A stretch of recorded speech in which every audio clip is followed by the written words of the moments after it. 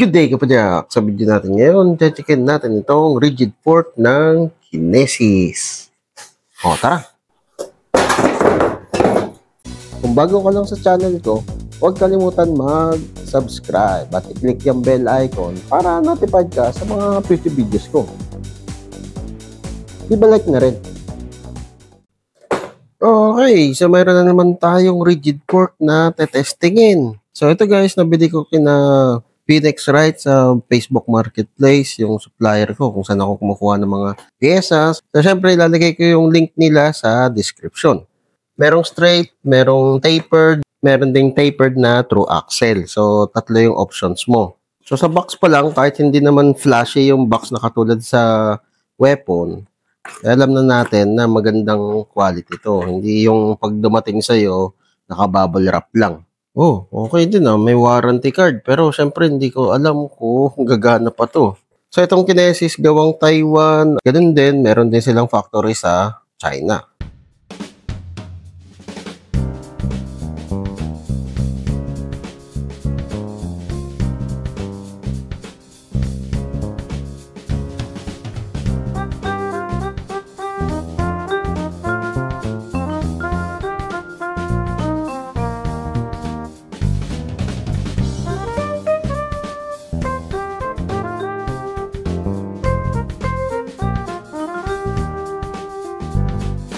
Well, okay.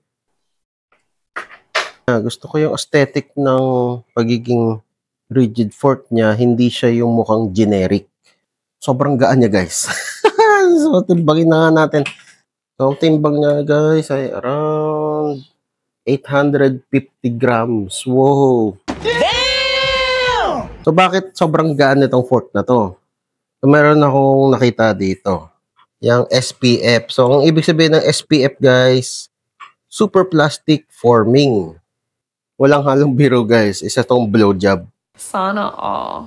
Ano to?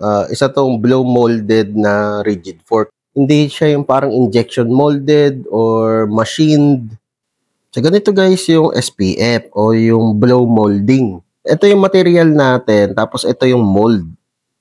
Tapos, papasukan siya ng mainit na hangin o high pressure na hangin, and then literally parang hinihipan, blowjob nga tapos mamomolde na siya dun sa mold.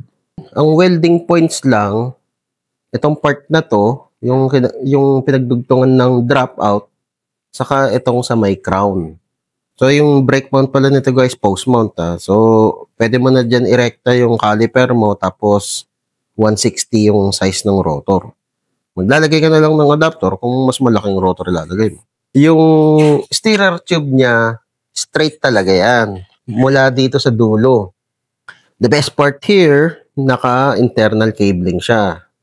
Ito pang maganda dito, kung magpuputol ka, hindi ka na mahirapan kasi meron na siyang indicator. May guhit na. So, susundan mo na lang dyan kung hanggang saan mo gustong magputol. So yung axle to crown niya, ay 440 mm. Parang all size siya Parang yung tinatawag na universal. So, pwede 29er, 27.5, saka 26er. So, meron tayong 35mm rim, saka 40C na gulong. Yan. So, ito yung clearance niya guys. Sakto lang, para sa 29er. Meron siyang 2.5 na finger space. Yan. Sakto yan. May space pang konti.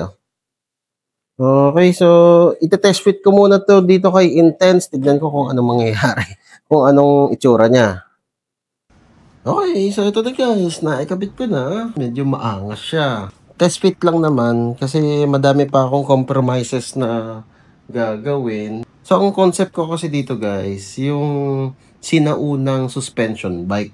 Noon kasi siguro late 80s, sinubukan nilang gumawa ng suspension bike. Hindi pa na-invento yung suspension fork. Ang nangyari, suspension sa likod lang yung meron. Old concept pero with a modern twist. Marirecommend ko ba itong rigid fork na to? Oo naman.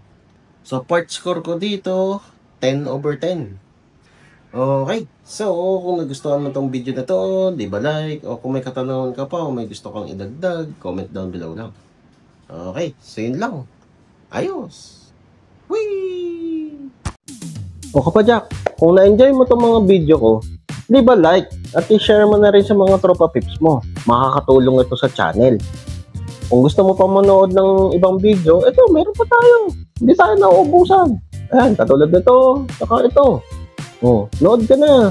Madami pa tayong mga video na i-upload. Kaya, mag-subscribe at i-click yung bell icon para notified ka sa mga future videos ko. Maraming salamat. See you next time.